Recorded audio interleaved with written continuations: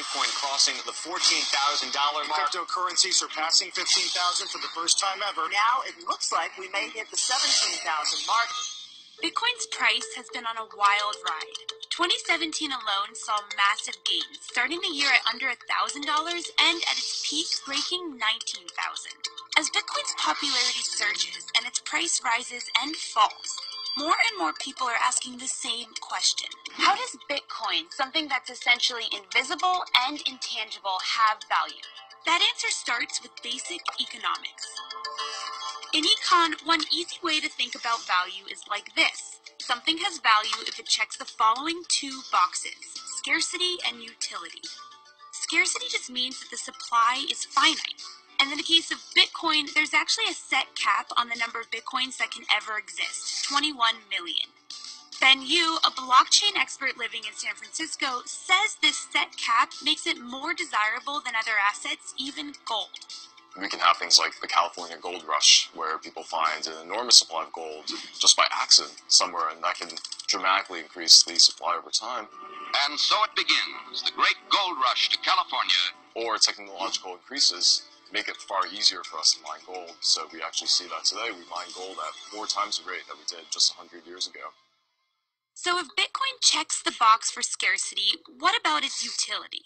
Bitcoin's utility lies in its potential to be a more efficient currency or commodity than we already have. Proponents say it's useful for a number of reasons. First, Bitcoin's decentralized, meaning no bank, government, or single person has control over it. It can't be toppled by corruption at the top. Another use of Bitcoin is that it's trivially divisible, meaning you can buy a donut with it as easily as you can buy a house or even a mansion.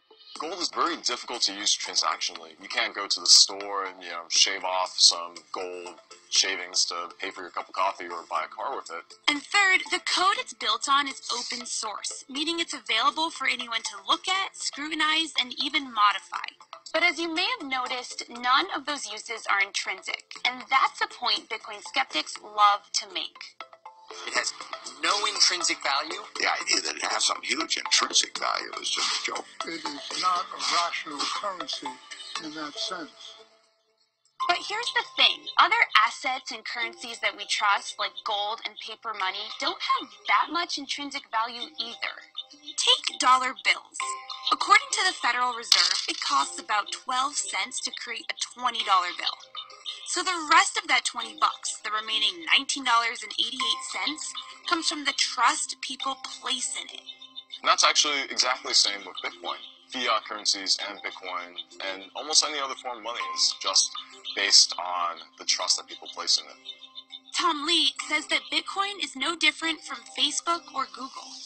If you ask a baby boomer, can you justify the value of anything that's a digital business, they probably don't accept that Facebook, Google, Netflix, Amazon, Apple, these are the largest companies in the S&P 500, and they're primarily digital businesses built almost purely on digital trust.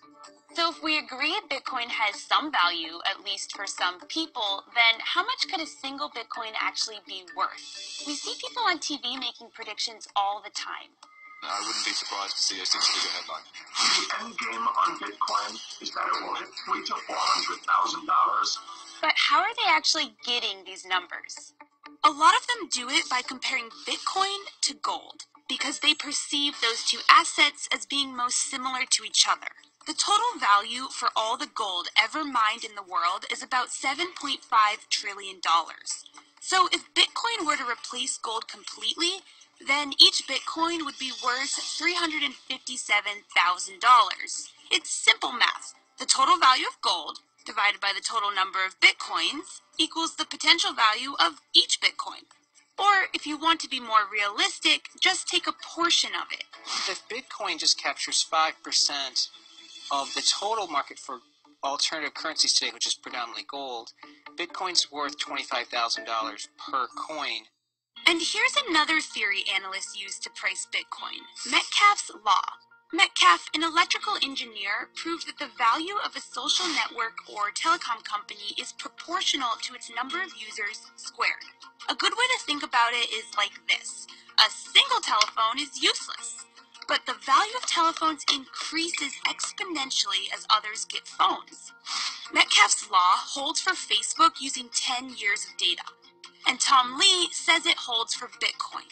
Since 2013, 94% of the value of Bitcoin's been explained by just those two variables. Ultimately, Bitcoin